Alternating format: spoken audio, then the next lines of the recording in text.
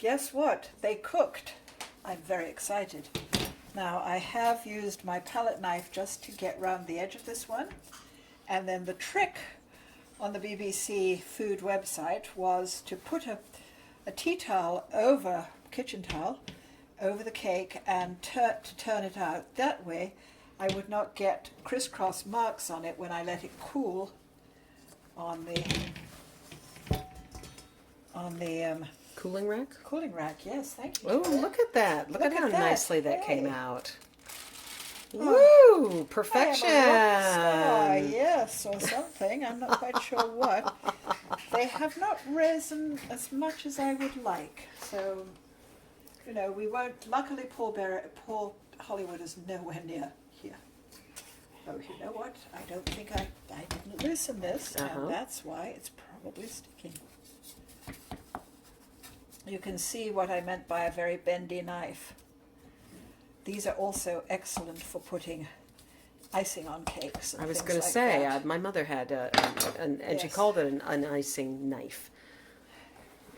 Okay, it's my nice Faversham tea towel. Mm-hmm. Here we go. Ooh.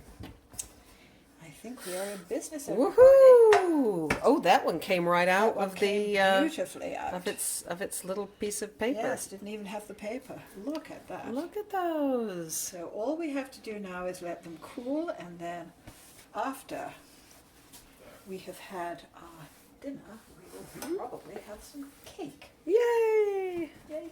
Well, the cakes are nice and cool now, so this plate is very special to me because it belonged to my godmother, so I'm using it for the Jungle Reds celebration Victoria sandwich. Happy birthday, Debs and Jen and anyone else.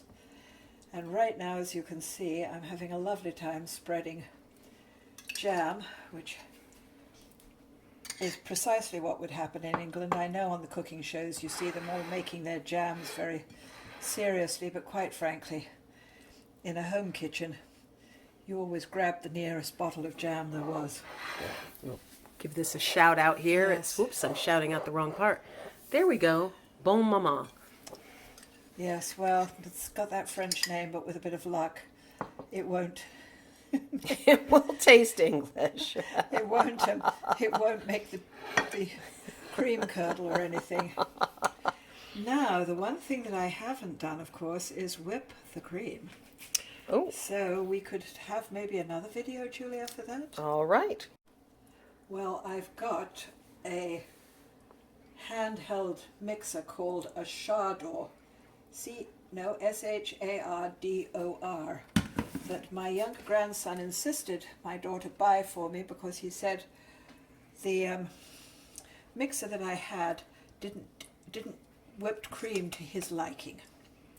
He was 15 when he said that. I have to say, this is the fastest homemade whipped cream I've ever seen come together. So, Now you know, this I'm going to call this a Cornish Victoria sandwich because we are definitely putting the cream on top of the jam, as we should if we were making scones. Maybe this is a scone, I don't know.